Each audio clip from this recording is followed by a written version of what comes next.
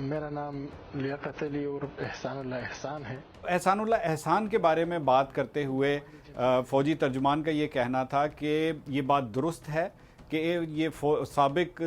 शिद्दत पसंद रहनुमा पाकिस्तानी फ़ौज की तहवील से कुछ अरसा कबल फ़रार हो गए थे और उन्होंने ये आज पहली बार ये बात ऑन रिकॉर्ड तस्लीम भी की है और उसके साथ ये भी कहा है कि वो फ़ौजी जो इस मामले में मुलव्विस थे या इसके ज़िम्मेदार थे उनके ख़िलाफ़ कार्रवाई की जा चुकी है। इसके साथ एक और अपडेट भी उन्होंने बताई सहाफ़ियों को। केज के मकाम पर शिद्दत पसंदों ने उन 11 अफराद को हलाक कर दिया था जो हज़ारा बरादरी से ताल्लुक़ रखते थे और उसके ख़िलाफ़ फिर आपको याद होगा कि कोयटा में उनके लवाहिकीन ने धरना भी दिया था, जिसमें बाद में फिर प्राइम मिनिस्टर भी वहाँ गए थे और उन लोगों से ताज़ियत भी की थी और उनको ये भी यकीन दिलाया था कि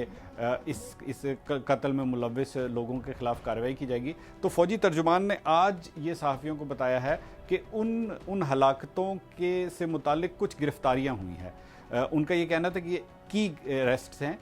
इससे ज़्यादा उन्होंने तफसील नहीं बताई क्योंकि वो कह रहे थे ऑनगोइंग इन्वेस्टिगेशन है, तो इस पर वो बहुत ज़्यादा बात नहीं करना चाहते।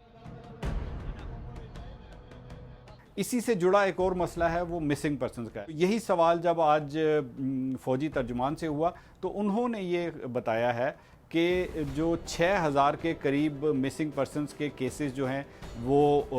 हुकूमत के पास या उसके इदारों के पास आए थे, उनमें से 4000 लोगों का मसला निपटा दिया गया है। अब निपटा दिए जाने से मुराद ये भी है कि या उनको अदालतों में पेश कर दिया गया है या उनके लवाहिकीन के पास उनको वापस भेज दिया गया है। जनरल बाबर ने बहुत यकीन के साथ ये कहा कि जो मिसिंग पर्सनस का मामला है पाकिस्तान में, जो इतने सालों से बहुत बड़ा मुतनाज़ मसला बना हुआ है, वो भी बहुत जल्द हल होने वाला है।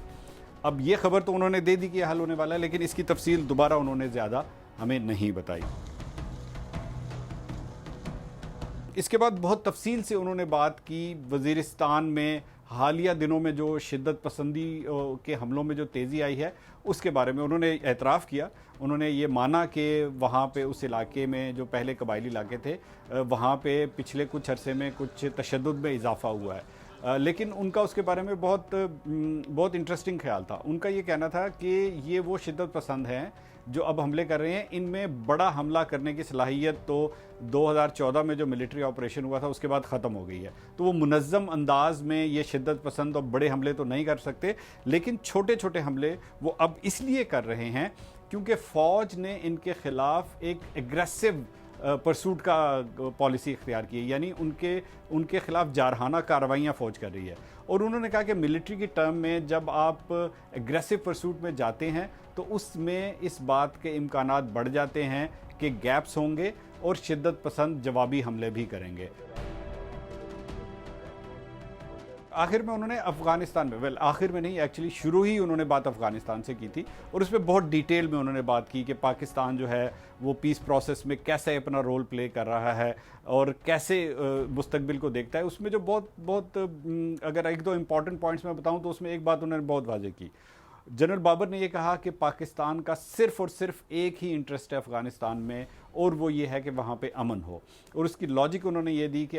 हिस्ट्री ने हमें ये सिखाया है कि जब भी अफ़गानिस्तान डिस्टेबल होता है तो पाकिस्तान पर उसका फ़र्क पड़ता है, पाकिस्तान में अमन अमान की सूरत हाल ख़राब होती है। तो उन्होंने कहा कि पाकिस्तान की क्रॉस द बोर्ड ये यहाँ पे कंसेंसस है कि अफ़गानिस्तान में अमन जो है वो टॉप मोस्ट प्रायोरिटी है पाकिस्तान की। अब इस अमन को हासिल करने में पाकिस्तान क्या रोल प्ले कर सकता है, इस बारे में जब उनसे कहा गया तो उन्होंने कहा कि देखें, जो पाकिस्तान रोल प्ले कर सकता था वो पाकिस्तान कर चुका है। यानी उनकी मुराद ये थी कि जो तालिबान शिद्दत पसंद ग्रुप है, ज़ोर दे के उन्होंने बात की कि पाकिस्तान के बस में जो कुछ था, जितना लेवरेज था, वो उन्होंने तालिबान पर इस्तेमाल कर लिया है और इस बात का एतराफ़ उनके मुताबिक अब अफ़गान गवर्नमेंट और अफ़गान लीडरशिप भी कर रही है। तो उन्होंने कहा कि पाकिस्तान जो कुछ कर सकता था वो पाकिस्तान कर चुका है और बहुत खुलूस के साथ वो ये कर चुका है। लेकिन उसके साथ उन्होंने एक छोटा सा शिकवा भी किया